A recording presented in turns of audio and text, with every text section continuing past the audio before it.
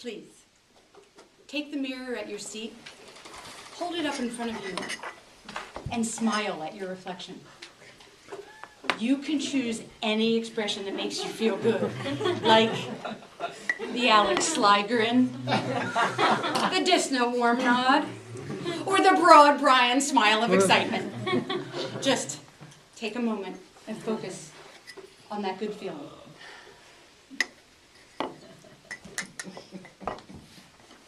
Two of my favorite quotes are, "Love thy neighbor as thyself," from the Bible, Leviticus 19, and Mahatma Gandhi's, "Be the change you wish to see in this world." Today I challenge you to bring those two great inspirations together in a new premise. If you focus on yourself, you will improve the world. Several months ago I sent out a survey, and I asked, what do you most enjoy doing? What career most appeals to you? And what issues stir your passions? The point of those questions was to get you to think about what you want, and also to help me speak to your personal desires. Thanks to those who answered my survey. Today I have 3 new questions that you can ask yourself every day to enhance your life, to feel good. After I tell you those, I'll also show you how focusing on yourself will improve the world. Our first question is, who am I? Understanding what's important to you, what works well, and where your challenges are is the key to a good life. I'll illustrate with the story of 2 doctors I know. Ken and Ann were both outstanding students in high school, but they were overshadowed by older siblings. Ken was determined to succeed and become a doctor. Ann wasn't always sure of herself and her abilities and achievements. Despite his attention deficit disorder and struggles in college, Ken went on to medical school. Ann graduated from college with no determined career path, so she chose her father's passion, medicine, presumably to get parental approval. So why do I tell you these 2 stories? It's because of the outcomes.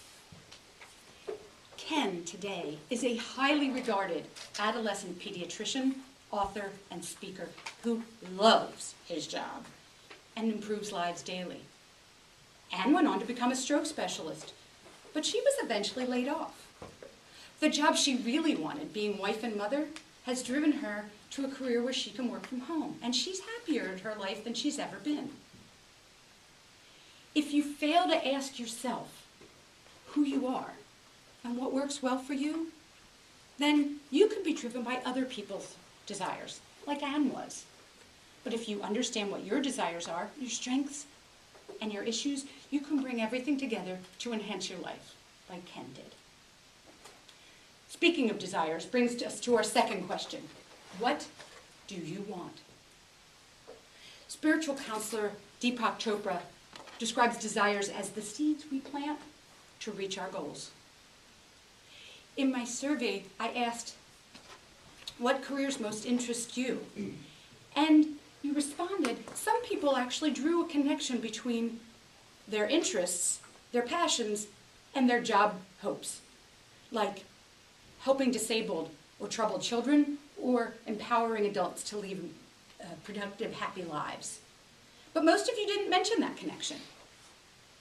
In his book, Authentic Happiness, by Martin Seligman, a positive psychology expert, he describes that work is much more satisfying when you understand and employ your signature strengths.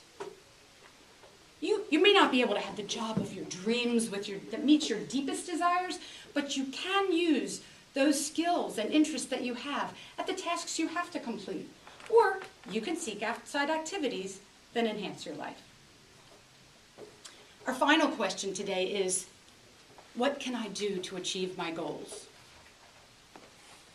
When I asked, what gets in the way of pursuing your passion, only 3 people answered, nothing does.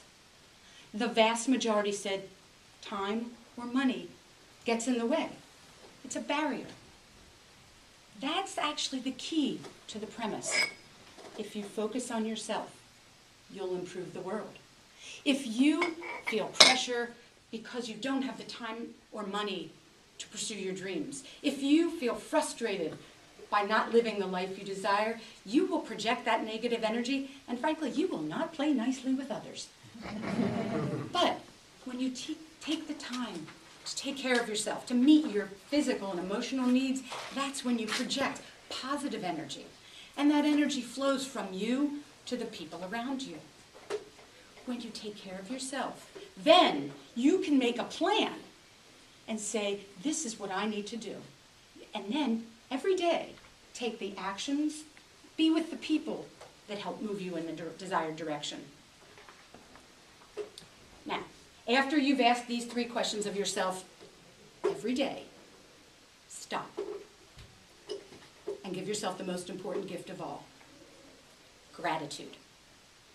When you understand the small and large blessings in your life, whether it's the degree you have that allows you your job as an analyst, or the time in your day for your morning run, you will feel good and you'll project that positive feeling, that enthusiasm to the people around you. You'll be more likely to smile and laugh and be kind to your friends and family and coworkers. That is how you find the time to be grateful, to say these are my skills, my interests, and the people who are teaching me the lessons in my life. Okay, but I know you're all sitting there, yeah, I get it, I can focus on myself, but what does that do to improve the world? Well, as I said, when you feel good, you project that optimism. You are more likely to help others because you feel good, and you spread that positive energy from you to everyone you encounter. You will take the time to follow your passions, whether it's in small increments or large ones. About 10 years ago, my sister Margie found herself in a funk. Someone suggested that to get herself to feel better, she should follow her interests and help others. So she came up with a program where she found people who could knit squares that she would assemble into blankets. That blankets could then be given to someone.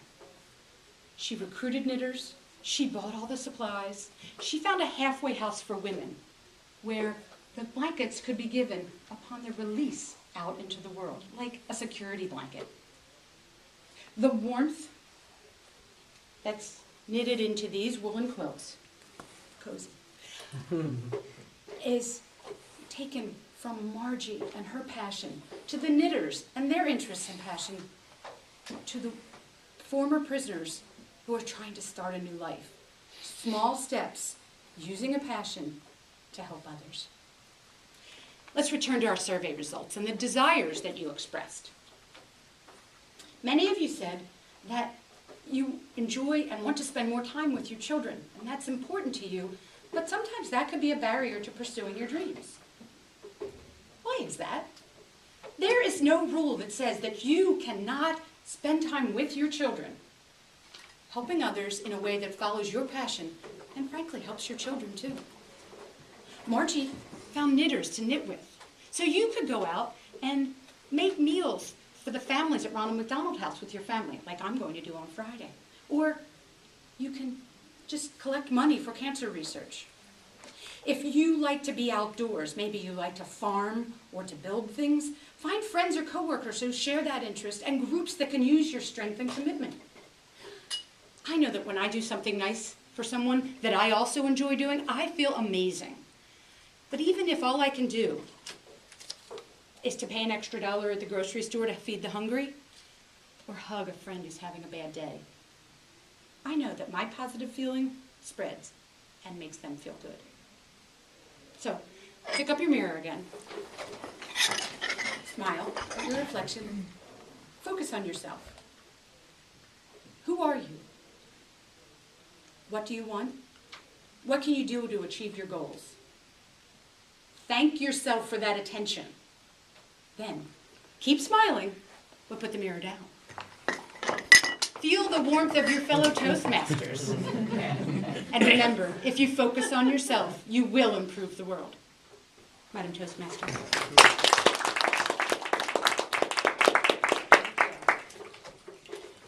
Thank you. Mr. Timer, Roger, did everybody qualify? Yes, sir.